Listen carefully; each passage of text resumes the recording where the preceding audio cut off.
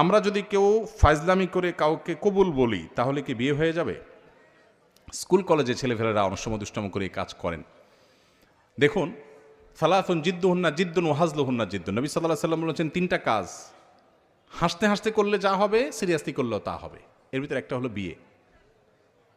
যদি দুইজন সাক্ষীর উপস্থিতিতে, অ্যাডাল্ট দুজন সাক্ষীর উপস্থিতিতে এই কাম করে থাকেন, উভয়ে হাসাহাসি করেছেন, আর নিজেরা শিশু না হন, আপনারাও অ্যাডাল্ট হন, তাহলে হানাফি মাযহাবের মাসআলা অনুযায়ী বিয়ে হয়ে যাবে। বলবেন হুজুর মোহরটা ঠিক করি নাই। মোহর অটোমেটিক সেট হয়ে যাবে, কিন্তু বিয়ে হয়ে যাবে। খুব জটিল। এখন অনেক সময় আমরা ফাজলামি করি। এখন কেউ নাটক সিনেমাতে অভিনয় করার জন্য করছে, সেটাও যদি দুজন সাক্ষীর সামনে করে, ওই ব্যাকল জানে না, যদি আবিয়াত্তে হয়ে থাকে বিয়ে হয়ে যাবে, আর যদি বিবাহিত হয় তাহলে তার কোনো উপায় নেই।